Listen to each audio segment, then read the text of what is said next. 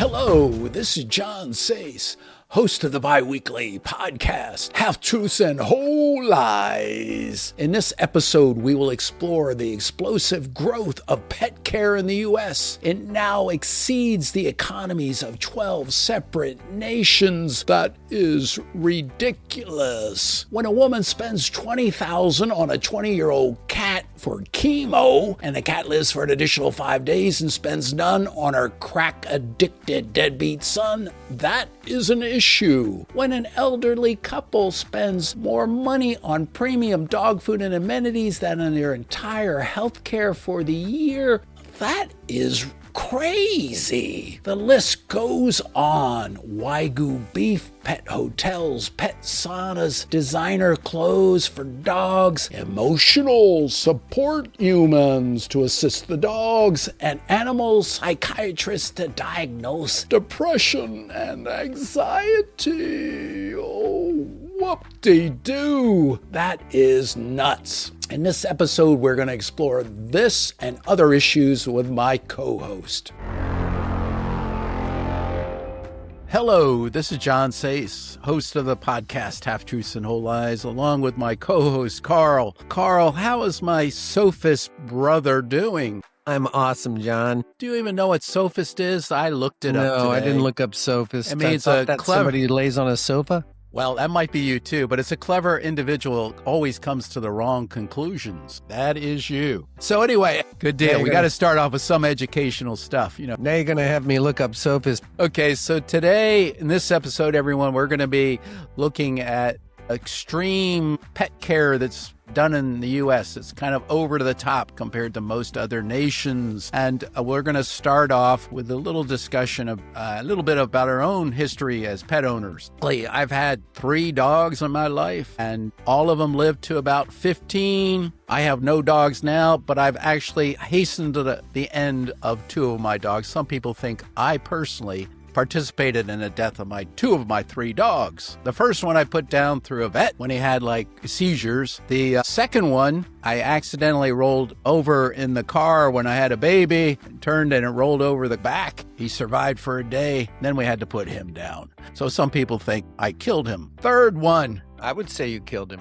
The third one is a mongrel that we picked up. Basically, he lived about 15 or 16. I cooked a fried turkey, and the remnants of it were in a big aluminum pan. He was an outside dog completely, but I gave him the whole rendering of fat from this fried turkey, and he's like 15 or 16. After he ate, I didn't think he'd eat the whole thing, but he did. He ate an inch of fat in this big pan. And then the next day he was tottering around, and I thought nothing of it, and he slowly seemed to recover. And then 2 or 3 days after that, I found him under a bush in our backyard.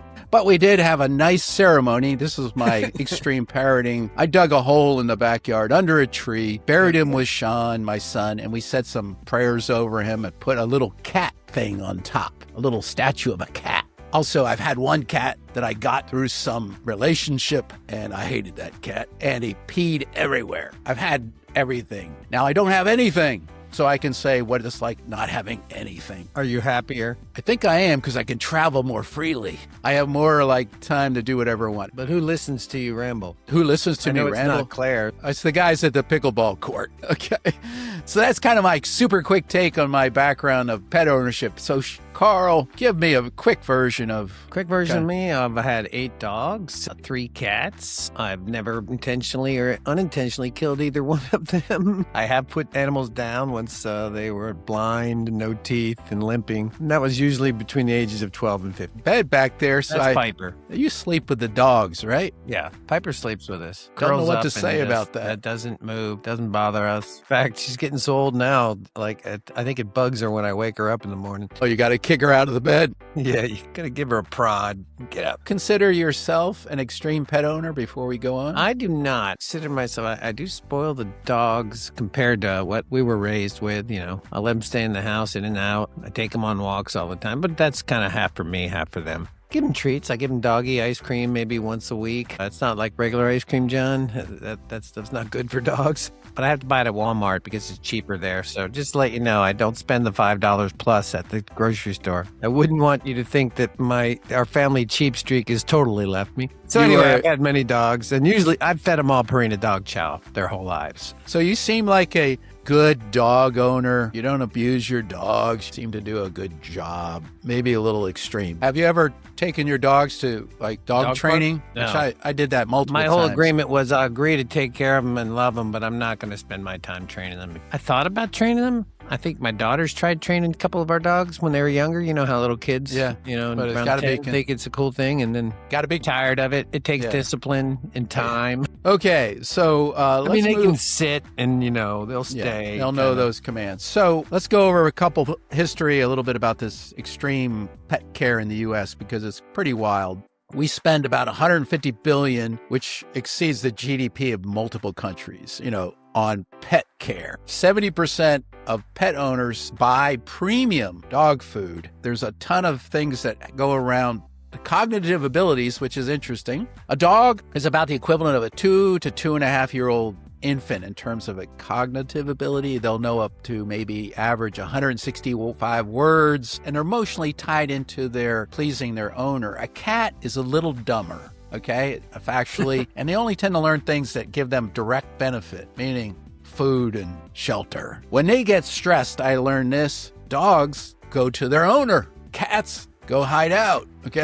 So there's a lot of weird shit around dogs and cats, but I think a lot of it is geared to what the person is thinking about what's appealing to the dog. So let's go into the dog food thing, and you can just let you know. Dog food? Want me to talk about it? You good? Okay. Your facial expressions showed differently, so I was, questioning. Yeah. Anyway. They're not linked to any emotion of mine. I know. You're like a dog. They're not smiling. They're breathing hard.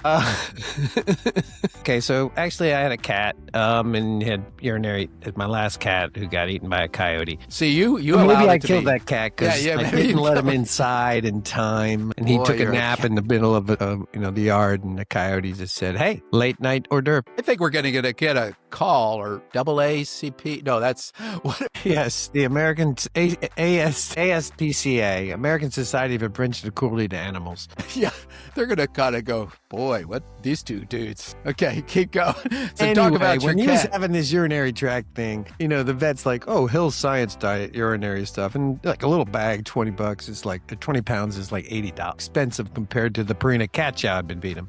But Purina makes a type that's urinary tract formula. And I started researching the whole thing and how Science Diet is by prescription only, and it's all just a marketing game. I got him the Purina. It worked fine. He got better. Hell, I wish I could take some chunks of each and go analyze them in the lab, which is possible these days, but I didn't feel like going that extreme. Well, that reminds me, how there's big advertisements for Dr. Marty pet food?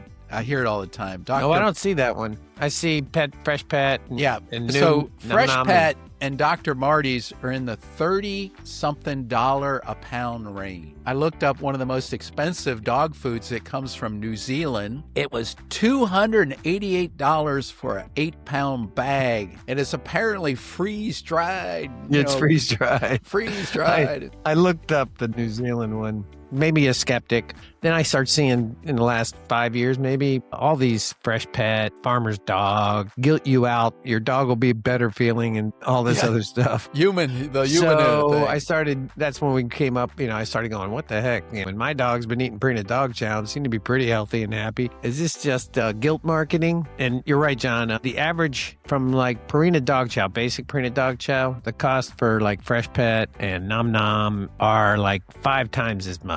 Instead of spending $50 a month on a 50-pound dog, you're going to spend $250. Vets and stuff will go, it's better because it's got more moisture in it. There are probably some benefits to it. Give them Gravy Train. You got to Gravy Train is Roy, Roy, right? Gravy Train, you dump in there, add water in it. Hot water, and now it's cooked. So anyway, there's a lot of interesting stuff about it, but basically it's going to be 5 times as much. It's more expensive on average per pound than straight beef, chicken, and poultry by a lot. Right, but most of it's lightly cooked or gently cooked, so it does break down the protein chains a little easier, so it's easier to digest. That's what the whole thing is about. They've done some studies, but they're all corporate sponsored stuff, that only lasts 1 or 2 years. And they're showing, the coat looks better.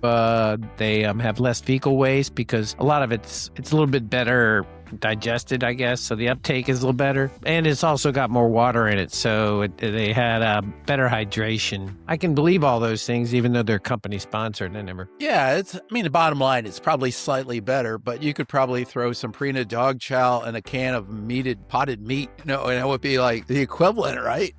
Give them I'd say that there's probably some dogs who need certain types of food because of digestive problems. What about those fancy feast things that come in those damn little tiny cans? I don't know what they have in them. What do they have? Caviar for cats? It's cat food. So stupid. I think we've agreed that is it worth it? There's probably some maybe a little bit higher level than Purina dog chow that might break down easier for older dogs. Well, it's like anything else, John, though. Most of us were trained to be, I would like to use the word frugal. Our probably spouses would say cheap. I like value. That's me. Value oriented. But it all depends on what you want to spend money on, right? And if you can afford it. So don't make yourself pet poor, okay? Because you think you need to buy, if you're not maxing out your 401k and have health insurance, you shouldn't be buying your pet farmer's dog. There is instances where people will spend more on their dogs, these older people that go crazy on their pets. They get so emotionally attached. And that's another thing. Dog owners do this way more than cat owners. They do what's called human substitution. Right. And put these traits on their dog. They're treating them better than their own kid in a lot of instances later in life. And doesn't that usually deserve that kind of treatment most of the time? I don't know. If your dog is hurt and say he's drug-addled dog, say he's a cocaine dog, like cocaine grizzly, you'll probably put him in some addiction program. Knowing these dog owners, they'd send him to a $100,000 a year addiction program. My cocaine wiener dog. Well, it's quite possible. I wouldn't doubt. Wouldn't you treat your dog better than your son if your son had been through 3 rehab programs and still was coming back? I don't know. But, when some of these people get so caught up their pet that it's a substitute completely for human. If that creates social isolation. That's the things I was looking at, like the psychological impact of being an over-pampering pet parent, furball, whatever you want to call it, is like isolation from society because it's all about your pet. Your pet needs to eat at this certain time, or your pet needs to be walked at this certain time, or then it becomes kind of like the controlling force. Right. It reminds me of, I've known a couple people that have these pet they take all the time with them. Like they'll take them almost in their large purse, right? They'll have the dog or little toy dog with them everywhere, and they can't go anywhere without dealing with this little tiny dog. I've learned this. The 15 dumbest dogs, I looked up the dumbest dogs and the dumbest cats. The dumbest dogs, there's beagles in there, bulldogs, chihuahuas, and Pekingese. Yeah. Wow. Chihuahua's near the bottom of the list, but then there's some of these smaller dogs, but also bigger dogs. Actually, St. Bernard is on the 15 list. Now, I looked up the 15 dumbest cats, and they were all dumb. They're stupid. John, you have some prejudices against cats. Yeah, they're all stupid. But anyway, I don't like my one of dealing with a cat for a year or so was enough for me to realize I don't like. We've hit on the dog food thing. We really haven't hit on the where people will spend so much money when they're leaving, or pet hotels, pet saunas. Have you done any of that? Weird, fancy. Never done that. No.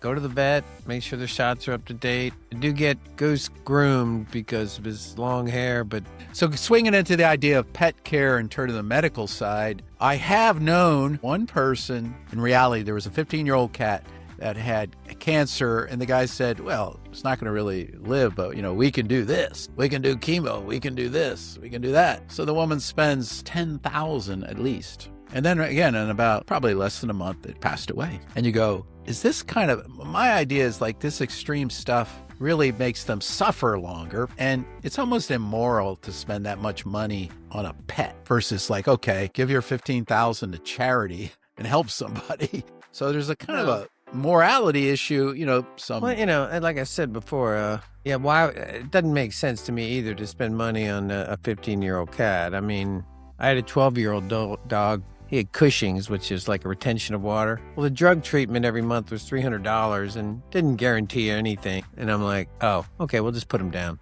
And the vet was like, fine. And I mean, I'm sad. When I put my one dog that I went to, when I put both of those first two, I mean, I was slightly emotional about it. I maybe tear up a little bit. Especially, it's hard to believe, isn't it? I don't tear up much, John, even when, Yeah, but what I started... Well, maybe not, because see, I kind of teared up with Leo because I didn't see it coming, okay? But, mostly deaths, whether it's a human or an animal, when you see it coming, I'm always kind of ready for it. But what's weird when you put them down, as I was thinking about what they do with it afterwards, it's kind of like not good after they kill it. So that's kind of why, my last dog, I didn't want to discuss all that in detail, but that's why I liked the idea of having it was weird, even though it sounds weird. I was glad he died in the backyard, seemed peaceful enough. And then we actually buried him with a little ceremony, and it felt good for me and my son. And I still see that still in my backyard. I still have that little area under a tree. I wish I could.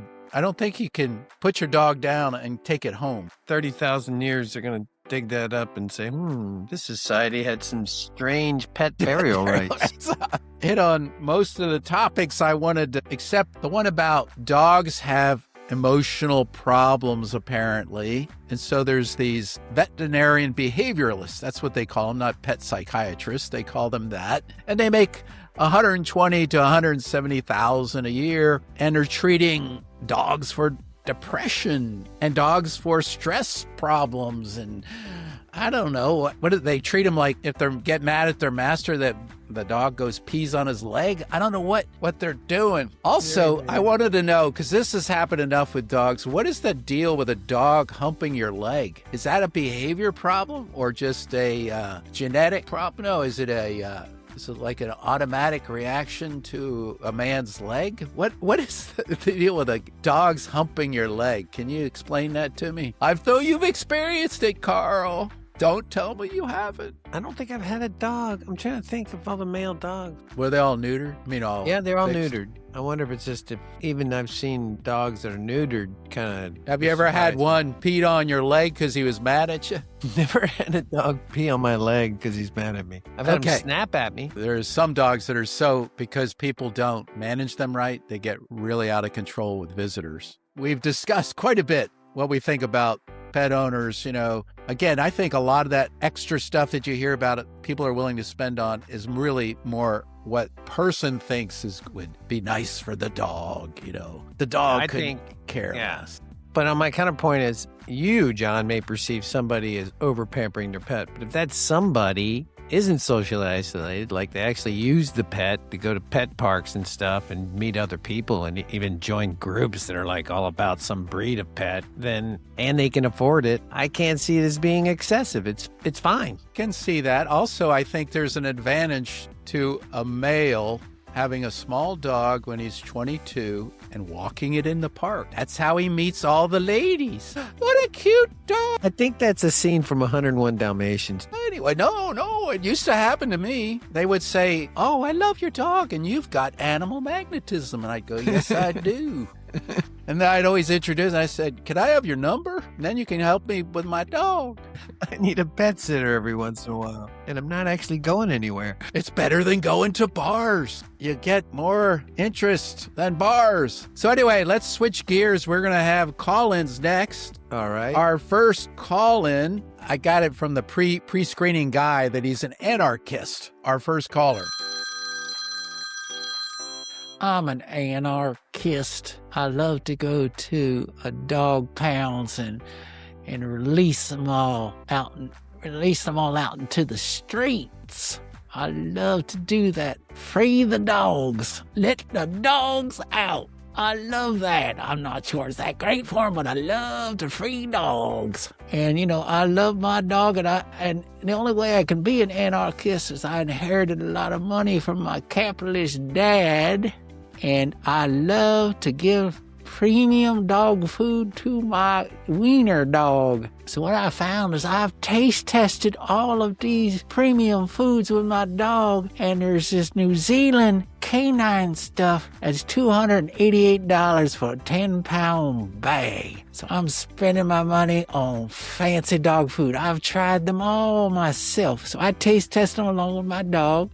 I put them in a bowl. I get a bowl. We put a little water on and we eat it. And then we're so satisfied after. I sit down there on the floor. We talk to each other. I smoke a cigarette. I give them a little ice cream and we're so happy. Now, do you think it's rational to spend this kind of money on dog food? What do you really think, you guys? Well, Carl, you're first. I'm totally with you, anarchist boy. You. Stick it to the man. Stick it to the man. So you've gone to not with you though on releasing the hounds. Let the dogs out. Let the dogs out. I'm okay with you spending your money any way you feel fit. You know, if you're filthy rich and you want to pamper your dog with that, what was it, New Zealand dog food? Yeah, the K9, $288. I'm just $200. And if you're eating it with them and feeling good, you know, power to you, brother. Criminal behavior, releasing dogs that who knows what kind of diseases they have, or if they're ever going to make it anywhere alive, or they get hit by a car or eaten by wolves. Well, he did not say not very humane, and I think you need to correct that behavior. I've taste tested a lot of dog food. I can believe that, John. I have. I have not, but I have. Like even the Purina, different levels of Purina. I go chew one or two of the crunches, and I go, "Oh, this is kind of weird tasting." kind of I salty. haven't. It's kind of bland. A lot of it's fairly bland. So anyway, that might be appealing to the dog. But anyway, I always taste tested my dog food. You might think that's idiotic. So this guy, like putting food in both bowls and trying it out. I think he loved it himself, and then he had an after-the-fact cigarette. That was weird. You shouldn't smoke around your pet. There is secondhand smoke issues. So. And then he gives them ice cream, which is another thing you shouldn't. Yeah, the ice cream. I forgot about the ice cream. That's not good for dogs. They're not into... You shouldn't give milk excessive amounts. I mean, licking a spoon is one thing, but a bowl of ice cream. Remember, our parents had a Springer Spaniel, and every night for a long time, for years, they give him a bowl. When they had a bowl of ice cream, they give their dog a bowl of ice cream. That probably did not help him. Maybe. Now the doggy ice cream now, John, is not ice. It's not made from. It's some other kind of yogurt or something. Still, people give their dogs weird stuff. They do. We're done with the anarchists. I'm okay with the anarchists. Just keep your face covered. Any more call-ins? Okay, this second guy, we believe based off the pre-call, is some guy from England. So let's hear the caller from England. Hello, I'm a Grand Knight of the English Gloucester Dog Society and Cat Lovers Branch. I am so pampered with dogs. I love to pamper the dogs. I love pampering dogs, but I hate the cats. I hate cats, but I own a cat because my wife loves this cat. And she says it has back problems. So guess what? As a pamperer of the Knight Society, I take him to the cat chiropractic. They do both. And he snaps his back. We get this done. What kind of pampering is that? Do you believe, with your wisdom, that we should be pampering pets like this? Giving them dog chiropractics? I don't even get them. My back hurts like hell. So give me your opinion on the idea of dog chiropractic. Dog and cats. Remember, I own a cat, but I hate him. Thank you. The idea he's pampering his dog to the extreme that they actually go to pet chiropractors is wild to me. And I didn't even believe there was such a thing until my son showed a video of this guy cracking the back of a cat and a dog. And he even went to cracking the back of a guinea pig. And I'm going, this is idiotic. I don't know. Did they seem to like it? Well, he would scream at the time he cracked their back. He would go, yeah. Whatever the animal sound was, or that dog or cat, I just don't think. But hell, I don't know. I mean, I'm okay with it if he can afford it. Unless maybe in Gloucester, maybe it's part of the public health program. It's dog, cat, chiropractic. Actually, maybe that's why they're having budgetary issues. I never thought about that. Let's not do human public health. I can see massaging, just like any animal. animal, like the dogs here, if you rub them hard, they actually like it better than if you're just petting them, so it's kind of like a massage of the muscles. Cracking the back, I'm like going, how the heck did they know that's the problem? Well, I saw in this video, he was doing it. He would do a full Nelson on the cat and go, it was like, what the heck? Don't have to look that one up. Yeah, I'm not going for your chiropractor. I'm wondering what it costs. If it's excessive, if you can afford it, it's up to you. I bet it's more than a person going to a chiropractor because there's so many more regular chiropractors. Gosh. It's ridiculous. So this guy is nuts, in our opinion. We have another call in. And again, our pre-screener says he's a rancher out in West Texas. So let's hear what he has to say. I'm a West Texas rancher. I've had hundreds of dogs. I love dogs. And I do not believe in putting a dog down by taking him to the vet and giving him that needle. Those dogs don't like that needle. No, sir. Oh, no. So I give them what I call when they're ready to go, I give them the premium exit. Usually at 15, I say, you're old enough. I'm going to give you the premium exit. I go buy 10 of those big Swiss chocolate bars, 70% cocoa, and I feed it to them for 2 or 3 days. They usually drop dead in the field, and they look peaceful and all that. I bury them here. There's no way I'm taking them to the vet. So what do you think about this premium exit way to go? I think this is a wonderful way. I'm kind of touting this. What do you guys think? Is this a high-end way to let your dogs die in peace? Or do you think it's somehow inhumane? Thank you. Okay, Carl, why don't you respond to this? Well, sir, I'm typing in right now your name and address to the ASPCA about cruelty to animals. And if you don't know what that long acronym means, it's the American Society for Prevention of Cruelty to Animals, because giving them chocolate is not the premium way to go. I mean, you're going to have a dog with the level you said, the 70%. Isn't that what you said? Well, he Cocoa said, bars. Yeah, they're going to be throwing up. Fancy Swiss chocolate. They're going to be throwing up. They're going to be having stomach cramps. They're going to have a hard time breathing with all the caffeine. Yeah, they're going to go in a painful way. So I'll have to say you're out of your mind. Go talk to Christy Nome. I think her method is even more humane than yours. Christy Nome was shooting the dog after shooting the puppy because they're untrainable. Yeah. Actually, make sure you hit him in the head. I mean, that would kind of be cruel if you just maimed him. I fed chocolate to my dog, the one that died in the backyard. Yeah. But it wasn't the cause of it. No, periodically I give him chocolate. It didn't seem to affect him. Well, how much, John? Well, I'd give him, like quarter of a Hershey bar? 6 Hershey bars at once. No. No, I give him a little taste. Yeah, and the thing, he actually liked it okay. I think killing a dog with chocolate is not the way to go, as I accidentally find out, giving him a lot of fat to the point might really accelerate their passing away. Yeah. Okay, so we disagree with this. This is kind of cruel and unusual, even though, anyway, I've given a dog a little bit. I think an injection where they die quietly is probably the most humane way. Do they ever gas them now? No, not that I know of. Last animals I would put down are all injected with something, and then they I think it was like some kind of strong opioid where they just kind of went zip. So if that's the least cruel, why do people say it's cruel to do lethal injections on humans when they're putting them away? Anyway, off the subject. Sorry. It is really, I just thought about that. Why, it's if it's so good, such a good version, why do they complain? Okay, I think they're complaining because they're dying, but... Yes, I think it's a general opposition to capital punishment. Our next caller is a poor guy calling in. Well, let's hear what the poor guy has to say.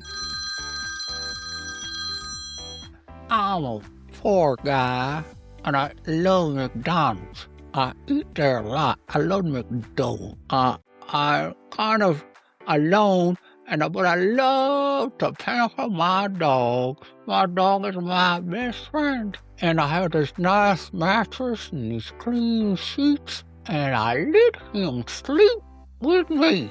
I mean, this is crazy, really, but I can't help it. I love to take care of my dog. I love to pamper him, but I start thinking about it. Man, I don't know. Should you let your dog sleep in your bed? I just don't know. Can you tell me? Give me some advice. Okay, Carl, I know you sleep with your dog because I could see the damn thing behind you. So why don't you respond to this guy who's got a nice I'm concerned mattress? that you have feces and fleas. You're obviously not cleaning or checking your bedding frequently enough. It's nice that you have a good relationship with your dog, especially looking like your situation, the dog's warmth would be helpful during the winter. He's spooning with the dog. I change our sheets and bedding probably once a week. I check it if I see like muddy prints or anything on it. When I make the bed every day, John. And, so he's on top of the he's bedding. on top of the comforter. So he never gets into the He's not like under the sheets. It's not that cold in Dallas. It's not a 3-dog night. A threesome, a 3-dog. I never. That's where that title came from. That band's name, 3-Dog Night. Yeah, where did it come from? Come from hanging out with such dogs? a cold night that you need 3 dogs to pull into bed with you or into where you're sleeping to keep you warm. Dog's body temperature is about 1.5 degrees or 2 degrees higher than humans. And they will keep you hot. If you're hot-natured, you don't want a dog laying next to you. My view of this sleeping with dogs is probably a little bit unsanitary. It's really not the feces and fleas because you can control the fleas, but it's still hair. There's a lot of hair will shed. A lot of hair. A lot of hair in your beds. If you're a little bit allergic, then it's probably going to be not the best thing. That's why everybody's getting these doodles now, John. They think the doodles the little is the hairless, solution to the hair problem. But hairless, whatever they call them. Not hairless. Hypoallergenic dogs. Well, they have hair instead of fur, and it doesn't fall out at the rate fur falls out. If you get the right, it's not like all doodles don't have shedding. It's a long story. But shedding that's a lot of effort. You have that Roomba. That's what I have, John. I have actually a shark. Let me give a little shout out to Shark. Maybe they'll sponsor you, but thanks for that. I need sponsors. I need subscribers even. I need people that care. We don't really agree with sleeping with the pets. But anyway, let's go on to the final call-in, and then we'll wrap up. Our final guy, again, the pre-screener said he's from Alaska, and he's a trapper. I'm an Alaskan trapper, and I've had dogs all of my life. And I'm here to complain about the way down in the lower 48, people treat their dogs like they're friggin' gold they're gonna break, and they give them all this sissy crap. I can't stand that fancy food, fancy feast, weirdo science diet. That's a bunch of bull crap. I have given dogs straight Purina dog chow for years, and they've lived to be 17 and so forth. So what the hell is wrong with everybody in the U.S. spending so goddamn much on food for dogs? Give me your opinion. Well, first of all, I agree with the trapper. Even though he looks like an idiot, the guy is right. You can just give him regular dog food, take care of them in a standard way, and socialize them with them, and everything's good. I really actually agree with him. He almost looks like my second cousin. I don't know. Carl, what do you think? He's vaguely familiar looking, as was the homeless/poor guy. I love the hat, though, on the trap. Yeah, the hat on the trapper. So what's your take? Kind of wondering how he guided that sled when he couldn't see out of the hat. I'm leaning towards him more. I think most people waste their money on their animals, but that's kind of the fur baby generation. It's shifted. Marketing has done it. There's money to be made. Let's make America feel guilty about their dogs. All these dog food guys, they're all probably linked. Big business is involved with pushing ads after ad. Everything, we don't cook ours at, 400 degrees. Enzymes, peptides. There's probably peptide dog food now, along with collagen embedded in it, damn it. And there's 80 grams of protein. Put drugs into your dog food if they make them feel good. I always say, whenever you see a huge ton of marketing, the margins are huge. Do you see Purina dog food commercials? I don't see them. Not regular. It's all Fresh specialized. Pet and Farmer's Dog, they're on all the time. I think we kind of agree with the Alaskan trapper that this high-end pet food stuff is maybe a little over the top. I don't think dogs even care enough. Dogs and cats. Cats are picky, but they like things that are stinky. I mean, we've all seen dogs eat. Don, it's funny you say that, but it's not totally true. That Leo cat I had, he would not eat wet cat food.